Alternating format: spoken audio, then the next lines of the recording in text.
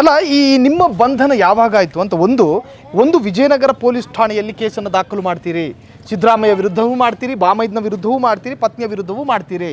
ಅದಾದ ಬಳಿಕ ನಿಮ್ಮ ದೂರನ್ನು FIR ಮಾಡಿದ್ರಾ?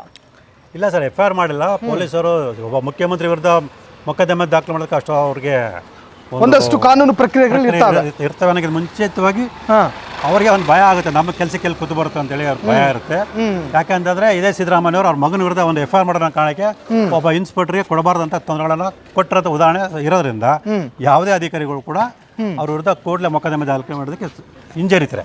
ಓಕೆ. ಸೊ ಹಾಗಾಗಿ ಅವ್ರು ನನಗೊಂದು ಹಿಂಬಾರ ಕೊಟ್ಟಿದ್ರೆ, ಅವ್ರು ಹಿಂಬಾರ ಕೊಟ್ಟಿದ ತಕ್ಷಣ ನನ್ನ ನಿಲ್ಲಿಸಿಲ್ಲ, ಹಂತವಾಗಿ ನನ್ನ ಕಾನೂನು ಪ್ರಕ್ರಿಯೆಗಳನ್ನು ನಡೆಸ್ತಾ ಇದ್ದೀನಿ.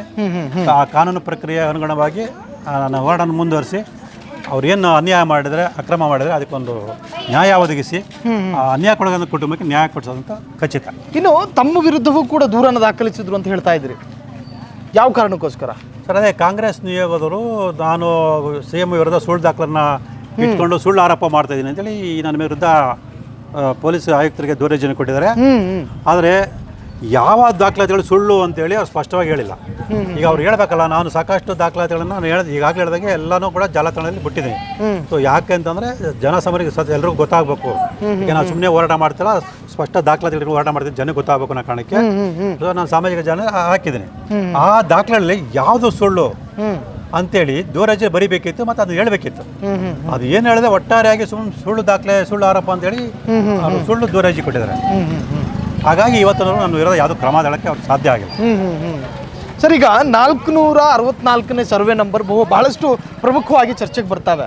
ಅಂದರೆ ಈ ಸಂತ್ರಸ್ತ ಕುಟುಂಬಗಳು ಏನು ಹಗರಣಕ್ಕೆ ಸಂಬಂಧಪಟ್ಟ ಹಾಗೆ ಅಷ್ಟು 14 ನಿವೇಶನಗಳಿಗೆ ಸಂಬಂಧಪಟ್ಟ ಹಾಗೆ ಆ ಪೈಕಿ 14 ನಿವೇಶನದ ಅಸಲಿ ಮಾಲೀಕರ ಪೈಕಿ ಯಾರಾದರೂ ತಮ್ಮ ಸಂಪರ್ಕಕ್ಕೆ ಬಂದಿದ್ರಾ?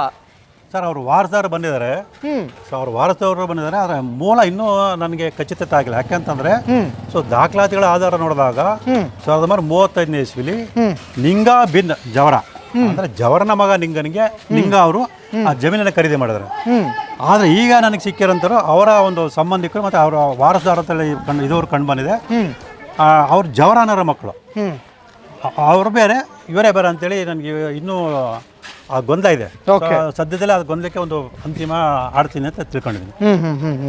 ಅಲ್ಲ, ಈ 14 ಏನು ಸಂತ್ರಸ್ತ ಕುಟುಂಬಗಳ ಪೈಕಿ ಎಷ್ಟು ಕುಟುಂಬಗಳು ತಮ್ಮ ಸಂಪರ್ಕಕ್ಕೆ ಬಂದಿದ್ದಾವೆ ಅಂತ? ಸರ್, ಈಗ ನನಗೆ ಸಂಪರ್ಕ ಬಂದರೆ 2 ಕುಟುಂಬಗಳು ಬಂದಿದೆ ಸರ್. ಇನ್ನೂ ಕೆಲವು ಕುಟುಂಬಗಳು ಬರ ಇದರಲ್ಲಿ ಇದ್ದಾರೆ. ಸೊ ಎಲ್ಲ ಕುಟುಂಬವನ್ನು ಸೇರಿಸ್ಕೊಂಡು ಒಂದು ಅವ್ರ ಜೊತೆ ಚರ್ಚೆ ಮಾಡಿ ಅವ್ರ ಮುಖಾಂತರ ಕಾನೂನು ಪ್ರಕ್ರಿಯೆ ನಡೆಸಬೇಕಾ ಅಥವಾ ನನ್ನ ಮುಖಾಂತರ ಕಾನೂನು ಪ್ರಕ್ರಿಯೆ ನಡೆಸಬೇಕಾ, ಸೊ ಅದೆಲ್ಲ ಮುಂದೆ ಚರ್ಚೆ ಮಾಡಿ ಅದನ್ನು ಮುಂದುವರಿಸ್ತೀವಿ ಸರ್. ಅಲ್ಲ, ಎಲ್ಲೋ ಒಂದು ಕಡೆ ಈ ಸಂಪರ್ಕಕ್ಕೂ ಬಂದ ಕುಟುಂಬಗಳ ಆ ಒಂದು ಆರ್ಥಿಕ ಸ್ಥಿತಿಯನ್ನು ನೋಡ್ತಾ ಇದ್ರೆ ನೀವು ಒಂಥರ ಆತಂಕಕ್ಕೆ ಒಳಗಾದವ್ರ ತರಹ ಮಾತಾಡ್ತಾ ಇದ್ರೆ, ಅವರ ಕುಟುಂಬದ ಸ್ಥಿತಿ ಹದಗೆಟ್ಟಿದೆ ಅನ್ನುವಂಥ ಅರ್ಥದಲ್ಲಿ. ಹೌದು ಸರ್, ಅವ್ರ ಸ್ಥಿತಿ ನೋಡಿ ನಾನು ಕಣ್ಣಲ್ಲಿ ನೀರು ತುಂಬಿಕೊಂಡಿದ್ದೀನಿ. ಈ ಕೋಟ್ಯಾಂತರ ರೂಪಾಯಿ ಬೆಲೆ ಬಾಳುವಂಥ ಆಸ್ತಿ ಅಂತೇಳಿ ಸ್ವತಃ ಮುಖ್ಯಮಂತ್ರಿ ಸಿದ್ದರಾಮಯ್ಯ ಹೇಳ್ತಾರೆ.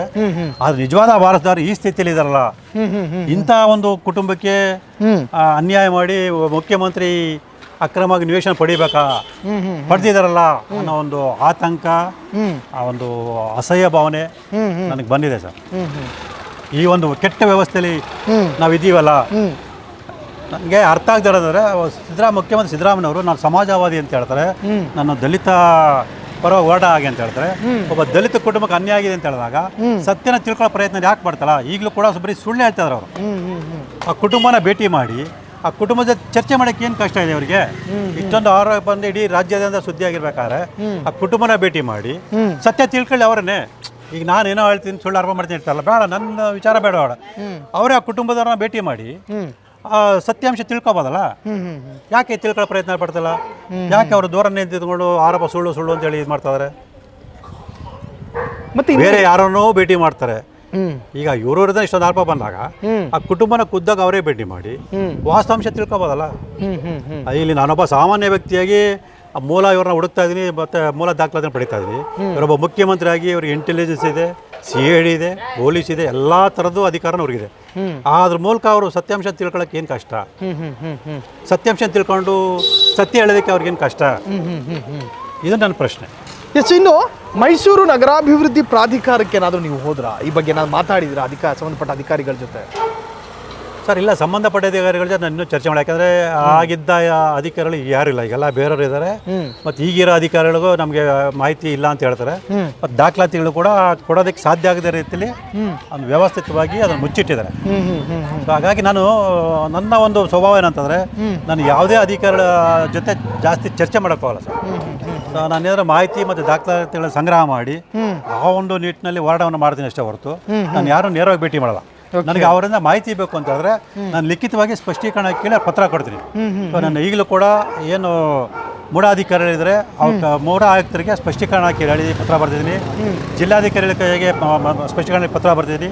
ತಹಸೀಲ್ದಾರ್ಗೆ ಮನವಿ ಪತ್ರ ಸ್ಪಷ್ಟೀಕರಣ ಕೇಳಿ ಮನವಿ ಪತ್ರ, ರಾಜ್ಯಪಾಲರಿಗೂ ಕೂಡ ತಾವು ದೂರರ್ಜಿ ಕೊಟ್ಟಿದ್ದೀನಿ. ಅವರೆಲ್ಲ ದೂರರ್ಜಿ ಕೊಟ್ಟಿದ್ದೀನಿ. ಅಂದರೆ ಇವರಿಗೆ ಸ್ಪಷ್ಟೀಕರಣ ಕೇಳಿದ್ದೀನಿ, ಯಾವ ಆಧಾರದ ಮೇಲೆ ನಿವೇಶನ ಕೊಟ್ಟರಿ ಅಂತೇಳಿ ಮೂಢ ಆಯುಕ್ತರಿಗೆ. ಸೊ ಯಾವ ಆಧಾರದ ಮೇಲೆ ಅನ್ಯಕ್ರಾಂತ ಮಾಡಿದ್ರಿ ಅಂತೇಳಿ ಜಿಲ್ಲಾಧಿಕಾರಿಗಳಿಗೆ. ಸೊ ಯಾವ ಆಧಾರದ ಮೇಲೆ ಖಾತೆ ವರ್ಗಾವಣೆ ಮಾಡಿರಿ ಅಂತೇಳಿ ತಹಸೀಲ್ದಾರ್ಗೆ. ಓಕೆ. ಯಾಕಂದರೆ ಇವರು ಏನಿದ್ದಾರೆ ಅಕ್ರಮವಾಗಿ, ಅಂದರೆ ಕಾನೂನು ವಿರುದ್ಧವಾಗಿ ವಾಸ್ತವಾಂಶವನ್ನು ಮುಚ್ಚಿಟ್ಟು ಈ ಸಿದ್ದರಾಮಯ್ಯ ಬಾಮಾಯ್ದ ಮಲ್ಲಿಕಾರ್ಜುನ ಸ್ವಾಮಿ ಅವ್ರ ಹೆಸರು ಖಾತೆ ಮಾಡಿದ್ದಾರೆ. ಆನಂತರ ಅವರ ಹೆಂಡತಿ ಶ್ರೀಮತಿ ಪಾರ್ವತಿ ಹೆಸರು ಖಾತೆ ಮಾಡಿದ್ದಾರೆ ಅನ್ನೋ ಒಂದು ಇದರಲ್ಲಿ ನಾನು ತಹಸೀಲ್ದಾರ್ಗೆ ಸ್ಪಷ್ಟೀಕರಣ ಕೇಳಿದ್ರಿ. ಈ ಅನ್ಯಕ್ರಾಂತ ಮಾಡೋದ್ರ ಸಂಬಂಧಪಟ್ಟಾಗಿ ಜಿಲ್ಲಾಧಿಕಾರಿಗಳು ಸಾಕಷ್ಟು ಸುಳ್ಳು ದಾಖಲೆ ಸೃಷ್ಟಿ ಮಾಡಿದ್ದಾರೆ. ಹಾಗಾಗಿ ಅವ್ರನ್ನ ಸ್ಪಷ್ಟೀಕರಣ ಕೇಳಿದ್ರಿ. ಇವತ್ತು ನನಗೆ ಸ್ಪಷ್ಟೀಕರಣ ಕೊಟ್ಟಿಲ್ಲ.